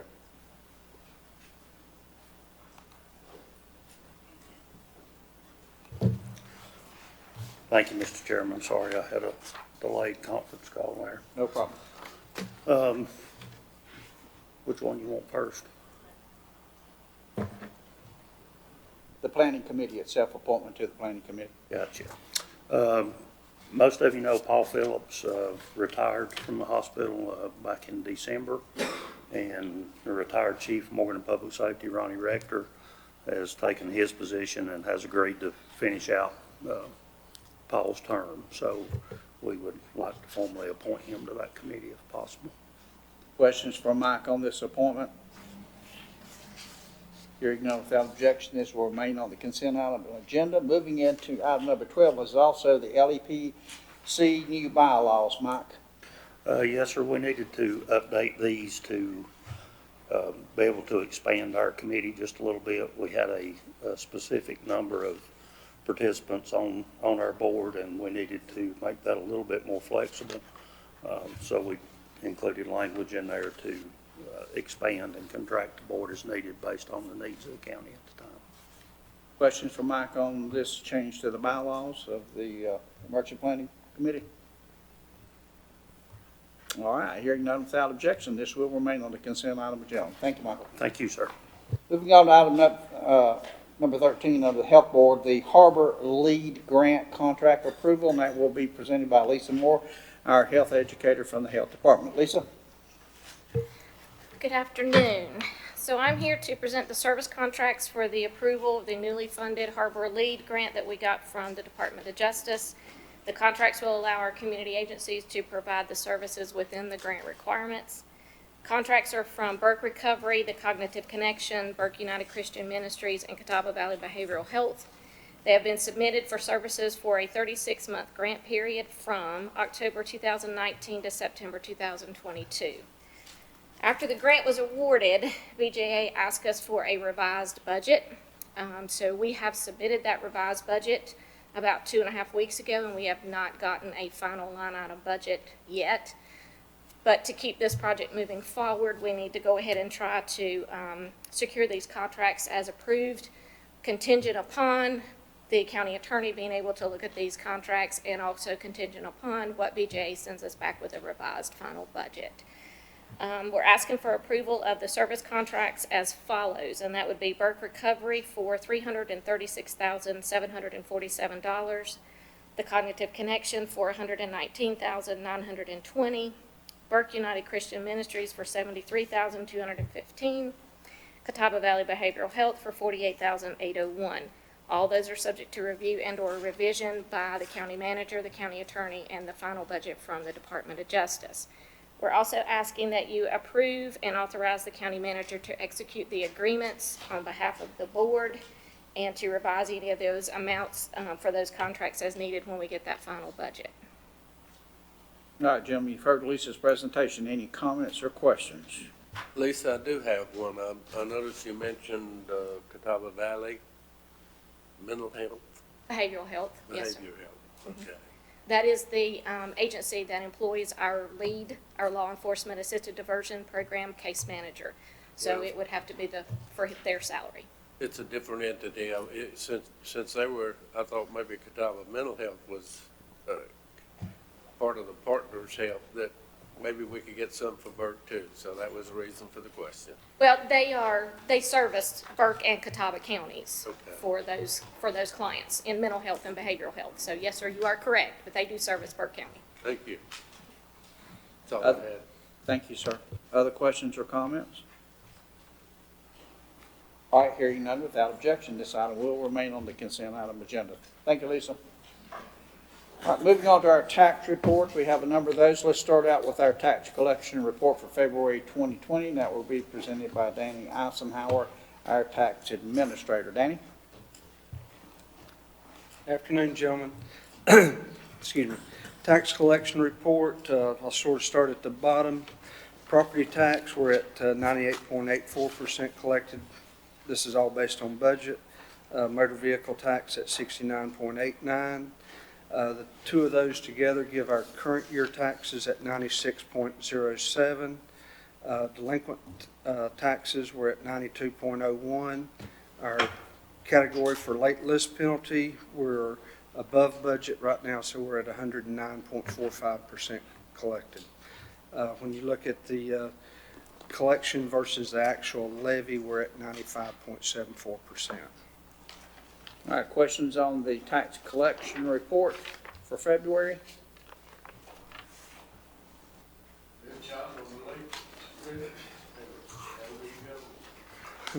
All right. Hearing none, without objection, this item will remain on the consent item agenda. Let's move to the release refund report for February 2020. Release refunds for February 2020, the report shows an amount of $7,145.06. We had $419.33 rebills, which give us a net release of $6,725.73.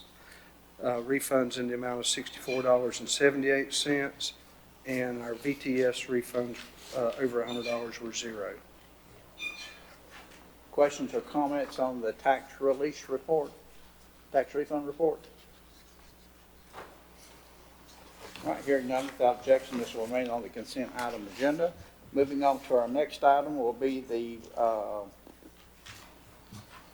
tax collection request to change the minimum tax bill to $5. Okay, on September 3rd, 2002, Burke County Board of Commissioners adopted a resolution authorizing the tax collector to make adjustments for underpayments or overpayments and to set a minimum billing amount. Resolution basically had two parts. The first part authorized Burke County tax collector to treat small underpayments of $1 or less as paid in full. It also authorized that small overpayments of $1 or less were not to be refunded. This is all in accordance with North Carolina General Statute 105-357C. The second part of this resolution authorized Burke County tax collector not to bill taxes to taxpayers for amounts less than $1 or less. The general statute actually gives a range up to $5 is allowed, and that's under General Statute 105-321F. We are not requesting a change on the first part of the resolution. That's the small underpayments and overpayments. $1 is the maximum that the general statute allows. The resolution does reaffirm this. The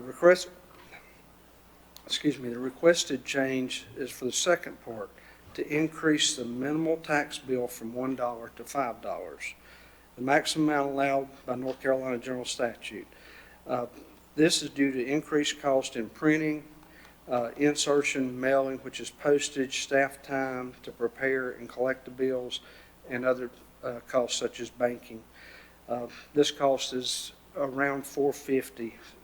Whenever you start putting soft costs together, it's really hard to get an exact number. And the amount increases dramatically when the bill goes delinquent. In other words, our cost to collect a delinquent bill is not even considered here in this $450. What I did was a little poll of neighboring counties. You can see that their minimum bill amounts were at $1, Caldwell's at $5, Henderson's at $5, Lincoln's at $1, and they're requesting an increase. McDowell's at $3, and Rutherford's at $1, and they're requesting an increase. Also wanted to make note that the quantity of these small bills has increased since implementing the gap billing. And gap billing is for the amount, the time period between when registration ends on a motor vehicle and you renew your registration. That by 105-330 General Statute creates a personal property bill that the county has to bill for. So what I went on here and just did a little bit of stats to give you an idea of what this really means. 2019, the bill's between $1 and $5. So we're 4,021 bills in that range. If we collected 100%, we would have collected $11,289.57. At the point when I made this last week, we had only collected a little over 6,000, which is a 53% collection rate. So we had $52,000 in delinquent taxes. So if you look at Table B, if we collected 100%, $11,289, and we had 4,021 bills at $450 each, it's costing us $19,444 to create these bills and collect them. That would be a loss of $8,154.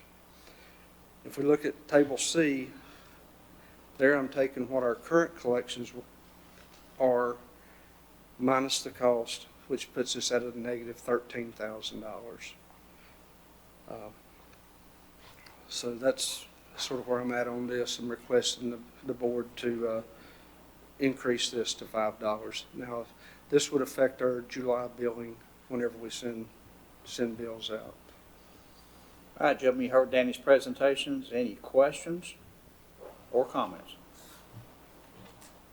Mr. Chairman, I do business with one firm that they did this a couple of years ago. They minus up or down on $5, it's added to your next bill, or if you overpaid, they take it away. But that's when you get a monthly bill. When you're dealing with taxes and you're billing once a year, it probably isn't worth it. It's going to cost you about as much to try to get some of that money back. It's my guess, but We would not have that opportunity. We create a bill, we either create a bill or we don't create a bill. You can't hold the bill and add it to the next year's bill. Well, Danny, do you think a lot of people who just are out to get the best deal will just start paying $3, $4 less on their money so they could take advantage of that? Or you think most Okay. is just an error in filling out their check, or what? Okay, there's two different things right here going on. What you're talking about is a small underpayment, overpayment. That's $1. It cannot be any greater. What I'm asking for is not to bill a bill that is less than $5. Oh, it makes sense. Something you can go So whenever what we're looking at here, say I've got that gap bill, or I've got a bill for a utility trailer, and it's $2.49, then it would just go away. Wouldn't be billed at all.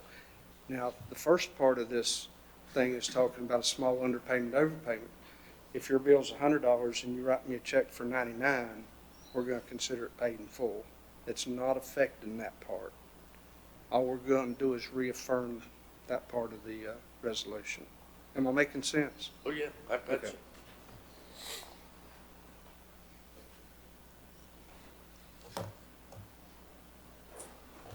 Any other questions or comments?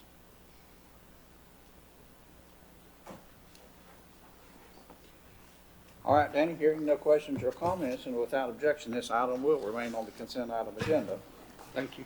And number 17 from the Tax Department is approval of agreement with Datamax for enforced collections. Okay, this agreement has got a little bit of history with it. It goes back to 2012 and 2013, whenever we decided, or the state was going to implement tag and tax, or the VTS system. Prior to that, if you remember, you would go purchase your tag, and 3 months later you'd get a bill from the tax office saying, hey, you owe us $18 or whatever the bill would be. Okay, so the old, what we referred to as RMV system, was not a very good collection method. We'd have 80 to 85% collection rate. The rest would be delinquent and take you months and months to get it if you ever got it. So in 2012, in preparing for the VTS system, we went into contract with Datamax to do our delinquent collections after they got so old. And what we're after here is just to reaffirm this contract and give the county manager the authority to sign off on it. Questions or comments?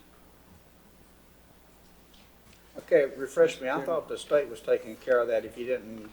They are on on the new VTS On the new VTS, which started in 2013. in 2013, so We still have some old lingering bills around, plus that are any, 6+ years or older? yeah. Okay. We still have some of those around, plus our personal property bills. We use this on our personal property bills also. Say like a manufactured home, a boat and motor, that would be your personal property. We do not use this on real property. Okay, just personal property. It's personal property. How much do we have out there that's older than 6 years? I know it's a do not- guesstimate. I don't know that number. At the time of the audit, it's probably an average of about 35,000 a year. Not all of this would be personal, some of it's real, but that's the outstanding receivables from those years. Okay. So Daniel, are these folks, I mean, are they doing anything? Yes, this year, if you notice that Datamax has helped us collect almost $60,000. How much? I'm sorry. Almost $60,000 in 2019, and our cost has been $16,000. So it runs just a little over 25% when you average it out. Bills that are over 7 years old, they charge 50%. Bills that are 7 years or newer, it's 25% contingency. Mr. Chairman, you've got up there on your chart, budgetary effect, it's blank. I'm assuming it has none. Look at your handout. This is already budgeted in in our current budget. Look at your handout. This one of those you don't pay unless they collect, is that the way it works? Correct. Yeah, it's, Fell down.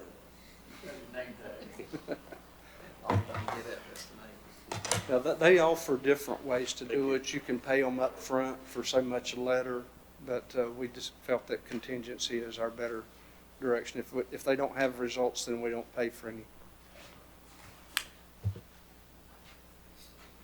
So they are making us money. Yes, Okay. And all we want to do is renew the contract. renew the contract. Yes, sir. I'm clear. Anybody else have any questions or comments?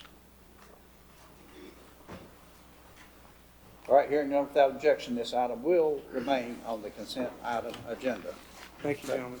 Thank you, sir. All right, move on to our items for decision. Our item number 1 is reassignment of animal enforcement duties, and that's going to be presented by the High Sheriff of Burke County, Steve Wisman. Come on in, Sheriff. Thanks, sir.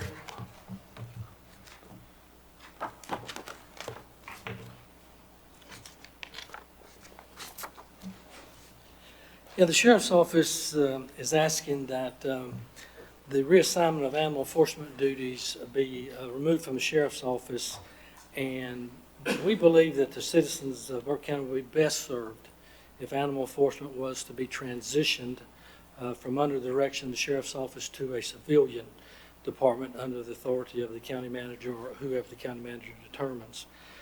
I think we've saw that the animal advocates are a passionate and dedicated group of people. We see this as a win-win in that the sheriff's office can concentrate on protecting and serving the citizens, and this group could concentrate on protecting the animals. We provided 3 parts of that that I'll share with you. First is to transfer the current lieutenant in animal law enforcement to the Burke County Jail as a sworn lieutenant's position. Having a sworn lieutenant would provide the Burke County Jail with the ability to have a lieutenant on duty that would spread out over more days, evenings, and nights. The sworn jail lieutenant would serve warrants, assist in both local and state transport. Currently, our state transport deputy is working up to 7 days a week. It would also assist with the local transport and security of arrestees who are transferred to local hospitals for medical or psychological reasons or to Raleigh for forensic evaluations. Assist with training and perform other related jail duties requiring a sworn officer. As far as the new animal control group, we would take the remaining 3 animal control law enforcement deputies. The sheriff's office would request that we retain 2 of those deputies. These deputies would be available to accompany the newly created non-sworn animal enforcement civilian officers within dangerous situations where their personal safety may be at risk. These deputies would be available to assist with investigation, prosecution of North Carolina felony animal violations when requested by judicial officials or the district attorney's office. When not accompanying the civilian enforcement officers, the deputies would serve warrants, subpoenas, juvenile petitions, and perform other related sheriff's office duties. These deputies would be solely under the supervision and authority of the Burke County Sheriff's Office and have no duty to investigate or enforce Burke County animal ordinances or misdemeanor North Carolina animal statutes. Thirdly, the new created non-sworn animal enforcement civilian officers' duties would include all investigations and enforcement of Burke County animal ordinances and misdemeanor North Carolina animal statutes. Their duties would include setting and monitoring of animal traps, seizing and transporting animals, providing 24/7 on-call service for emergency animal seizures where animal safety and well-being are at risk, and all other animal law enforcement related duties.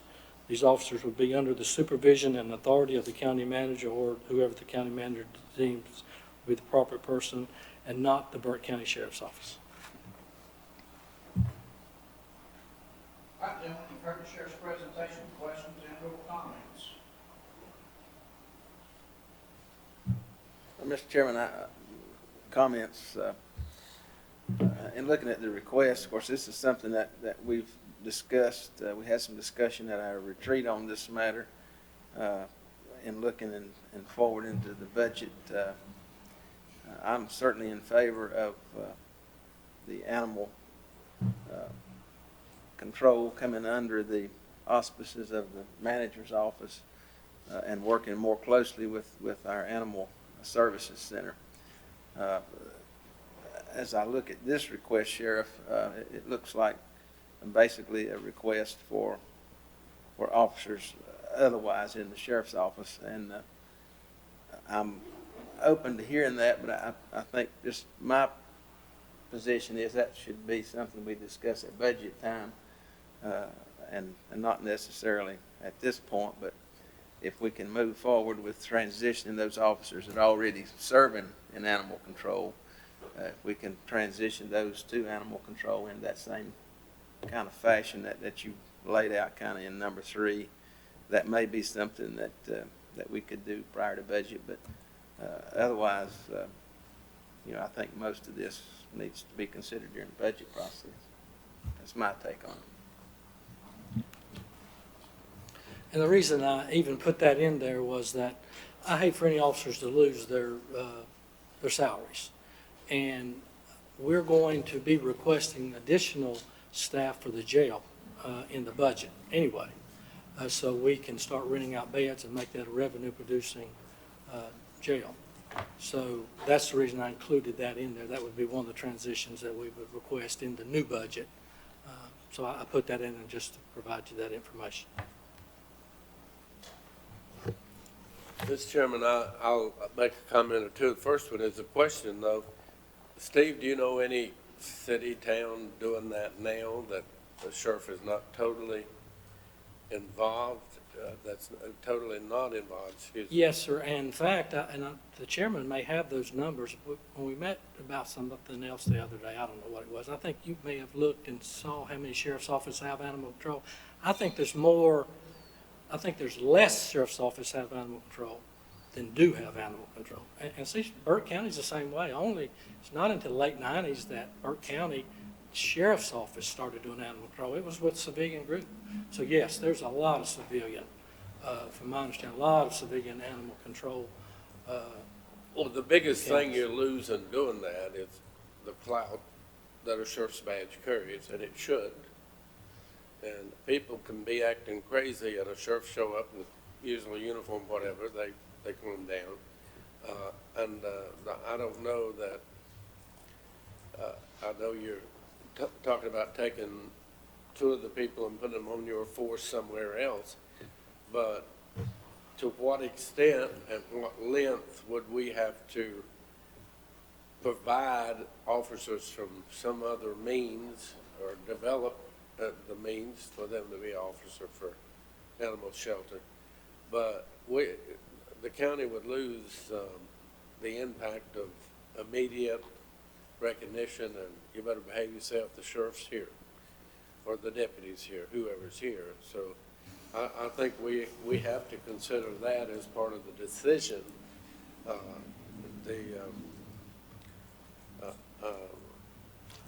It's tough. I don't think, part of the problems and the biggest complaints I get is simply that animal control, people who call about animal control and so forth, so on, sometimes it's the next day before anybody gets there, and that's the biggest point. Well, what we're going to do with that, how much worse would it be if you left it to an independent guy like Maynard Taylor? And and with the sheriff having it, and maybe this is not a good example, but I'll use it anyhow. If you do have 4 or 5 backup calls on animal control, and you do have an officer who's not busy, he's just parked somewhere, or you could at least get somebody in a dangerous situation. You would have more help on the way or choices to move somebody than if somebody that had a 2-member entity. And the reason I put that in there, these deputies, their primary duties would make sure that they would be available to back up the civilian animal enforcement officers, because there is some dangerous situations, there's no doubt about that. We do not want to leave them without law enforcement protection. We'll be there, and if we had 2 deputies just assigned to that, now obviously they won't be using us all the time, so they're going to do lots of other things. I think it all depends on the staffing that you put into the enforcement officers. Put enough staff and they'll get out there. I do want to say one thing about a lot of these complaints. People have no idea. They'll call in and file a complaint on a particular dog. They have no idea we're even there. We go and leave hangers a lot of times. If the dog we get there, there's food and water. We don't take the dog. There's nobody at home. They don't answer the door. We leave a hanger, say, we need to talk with you. And I know a lot of people, when you start looking into that, they had no idea a deputy was there. So there's a lot of those situations that you may be getting inaccurate data and that people don't know you're there. And it's like, we get this a lot. People want us to provide extra patrol. And they don't realize that if they're not sitting by the window 24/7, if a deputy goes by and does extra patrol, that we done it. And so there's many times when we do extra patrol, people have no idea that we've been there. But I do think that you need adequate officers to do the enforcement part, but we want to be there for you. If those officers feel intimidated and they feel like they need a deputy there that's armed deputy, we want to be there for them. Now, the difficulty is without having those people assigned to that is we have to prioritize calls. I've been out on calls. Last homicide I was out on, I think we had 11 pending calls. When you have 5 deputies and you got a homicide, it takes a bulk of those deputies to control the crime scene. We get there, what a lot of people don't understand is that we usually use the SBI to help us do crime scene investigation. Well, they require we do search warrants. So it's probably at least 2 or 3 hours you're sitting there. Now, those officers can't leave. They've got to keep the scene secure. I physically myself started answering calls. In a situation like that, if you don't have a deputy that's dedicated to help the civilian animal services, they'll be at priority 3. And you got to go back and answer all your priority 1 calls. People's fighting and cutting and screaming and trespassing. We got to answer those calls. Then we go to level 2. Then, that'd probably be a priority 3 call. So I did think it was important that I put that in there to be aware that we want to provide the law enforcement service that you need. We would like to keep those deputies so we could do that. Another thing, the reason we're bringing it up now is it would help us to know what to request for the budget for next year, how many deputies we need, where they need to be.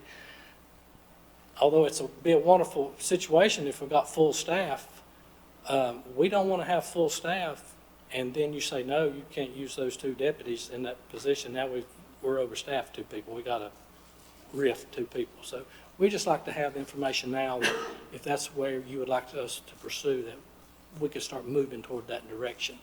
But we do want to provide these civilians with law enforcement protection when they're in the field. Well, excuse me. The minor point probably is if we turn that over to, if we do a complete entity for dog shelter, then the people who are volunteers, et cetera, who is helping keep the cost down is likely just to get out of the business. And that question's never been answered. What impact does volunteerism have with our dog shelter? How many hours does it save? How many, and probably with the 2 or 3 we have in the county that I'm aware of, they probably save us an employee apiece, just guessing, because I don't know the numbers. I don't know how many dogs they got, how many they pick up, how many they keep. But it would be interesting to know that figure before you jump into the fire, so to speak. And that's why I said what I did at the beginning. I don't know a more passionate group of people than the animal advocates. If you want to get volunteers, they're probably the best people in the county to get volunteers. And I know they've gotten a lot of volunteer help, and that's great. And that's what I say. I think that they have a gift, a desire, a passion to protect and serve animals, and that would let us focus our services to protect and serve people. Thank you, sir. Mr. Chairman, I think, there's no way that we could keep this on the agenda. I'd say we need to move it to at least the first budget meeting to have a discussion on this, because this is pretty complicated. I don't see how we can move on this that quickly and get it done, July 1. That's a big ask, and I just don't see it, because you're talking about new positions and in a department that, this is going to be a little more complicated than, just throwing a few folks out there and saying, hey, go to it. I mean, I understand your position, but we got to look at, something that's going to be around for the next several years. And we got to look at the budget and how it affects it as well. So, I'd say you want to probably, I think it's a good idea, because we discussed this at the thing. I just don't want to make a snap decision because I want to know more about how it's going to impact the budget. The officers, what are we going to do with those? I mean, there's a lot to it. And so I say we need a lot more input before we can move forward. So I think that needs to go in the budget meeting. Any other comments? One thing, I know it'd be, you got about 5 months to do that. We were given 6 months to hire 37 people. You're hiring 2 or 3 people. You got 5 months to do it in.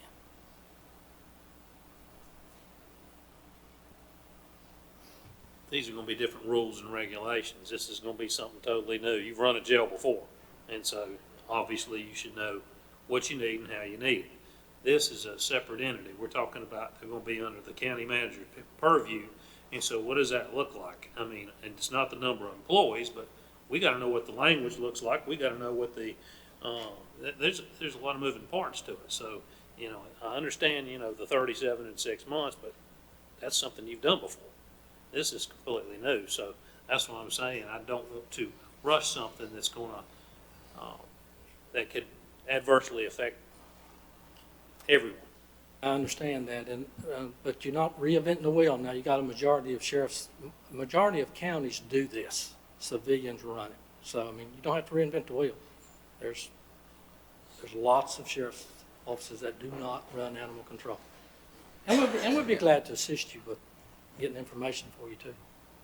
Yeah, and I don't necessarily think we have to wait till D-Day, to July the 1st, but I think the manager, the sheriff, animal services, everybody needs to come together and figure out, how can we make this work how would the transition look like?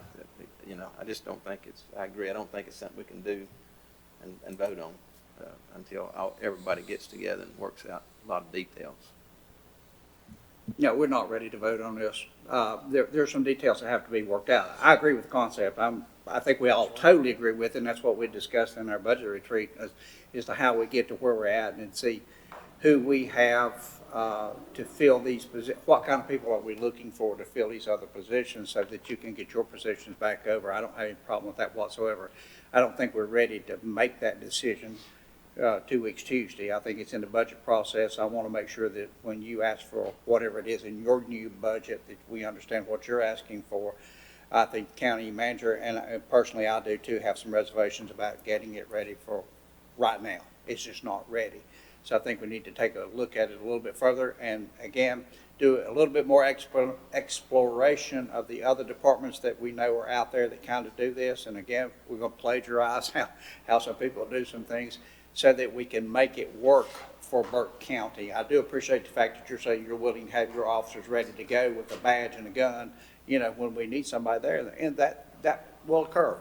And it's good to know that we'll have those ready to go. But I think I want this plan to be airtight as we move forward, so there'll be no reservations on anybody's part. So I think that needs the collaboration between Caitlin and you and the manager and whoever else we need to bring in to do that, and Margaret, to make sure we get this right. And I think that's the way to proceed with it. So, gentlemen. Could I make one other comment? Yes, sir, you can. One thing that we would like to do, though, considering the new county ordinance, if we're going to be asked to enforce those, we would like to be a part of the discussion with the county attorney and animal services. Absolutely. I appreciate the county manager. Our representative that normally attends that meeting and our backup representative, that both of them were on the firearms range that night, so they were not aware of that. But the county manager did send me that. We do have objections to some of that, and we do. I think the sheriff's office and North Carolina Sheriff's Association would object to some of those things, and the constitutionality of those. Yes. So we would like to have input on that. Yes, you're more than welcome to be there. Obviously, I was going to invite you in on that, or hopefully you thought I was going to invite you in on that. So, no, I don't think we're ready for this for a decision item. Does anybody disagree with me on that? I think it's just there's too many variables right now that we have to take a look at.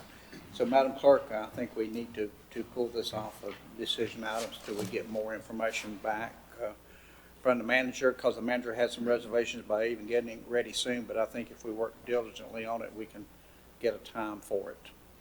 So any further comments or questions on that one? All right, Madam Clerk, you got your directions on that one? Thank you, Sheriff. Thank you. Okay. All right, gentlemen, is there any other reports that need to come before us? Mr. Chairman. Yes, sir. Going back to the jail, our discussion in the beginning, we've had a couple different figures. Could we get a true cost of what that jail costs? Equipment, furniture, of course we had the land, but the whole ball of wax. I mean, during the election process, I've heard every figure from 15 million to 22. What is the true? 15 yet. What is the true cost of the jail? Once and for all, what is the true cost of the whole jail and equipment and whatever?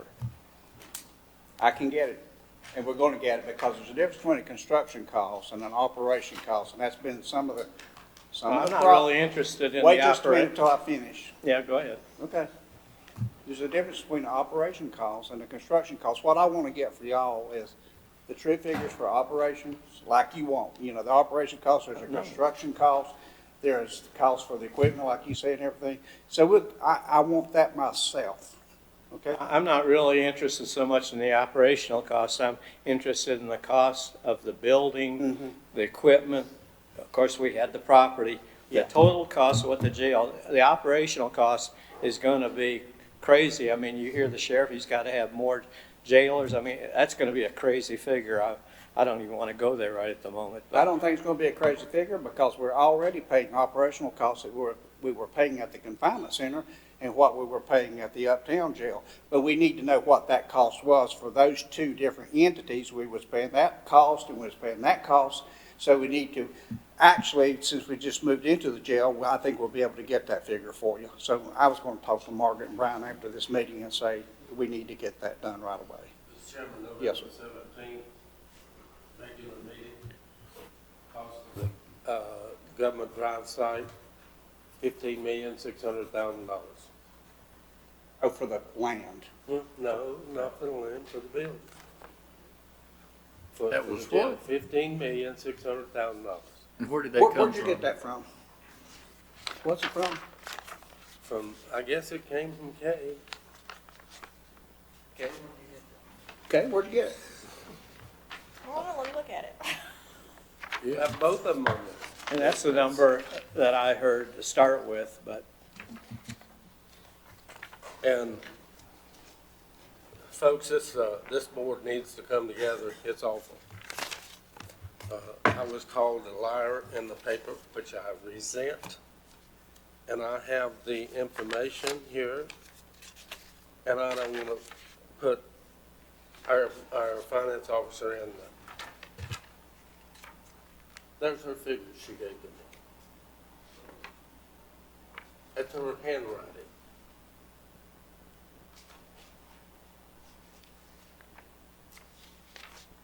Pass it on down here, I want to see it. I want it back. I'll give it back to you. These appear to be the minutes from November 17th, 2015, regular meeting, page 779, 2015? Okay. 2015. And it looks like it was a discussion on jail location and scope.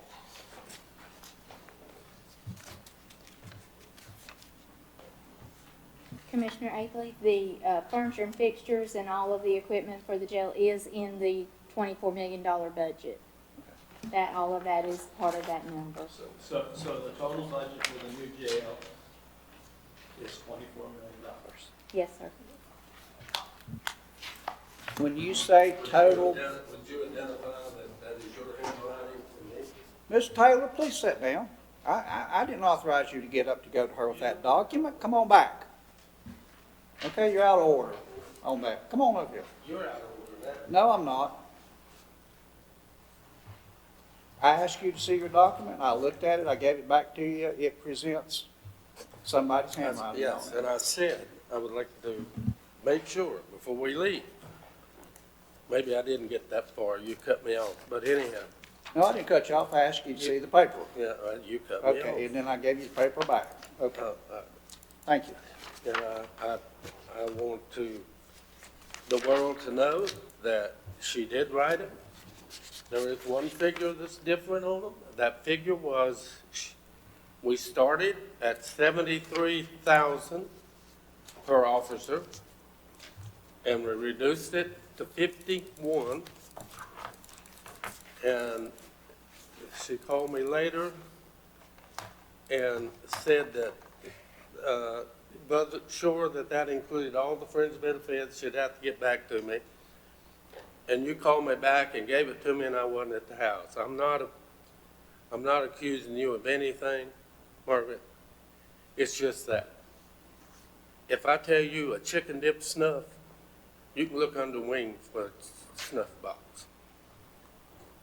I don't play those games. I don't stretch the truth. And to get accused of that is, well, I won't say that. That wouldn't be proper. I'm sorry. But it's, you people are creating more calls to me and more opportunities for me and more for Wayne, because what you're saying on the radio is not true. When would Burke County go broke, Jeff? I asked Jimmy Jackman the other day. We bumped into each other. Hey, we ain't never been broke. Who said that? And it's just, and we can ask Madam Clerk. You can ask yourself. You brag about all the business you brought here. How many times have we had less than a 5-0 vote, Madam Clerk, on a good opportunity to expand and bring jobs to Burke County? Would you say it's 99% of the time or better? There ain't 3 commissioners on this board. It's 5.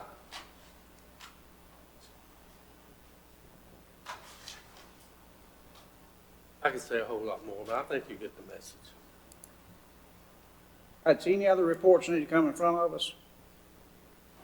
All right, gentlemen, save the date of March the 24th at 9 a.m. That's a special meeting when we tour the old courthouse, and then at 10:30 a.m. is the Sally Port ribbon cutting ceremony.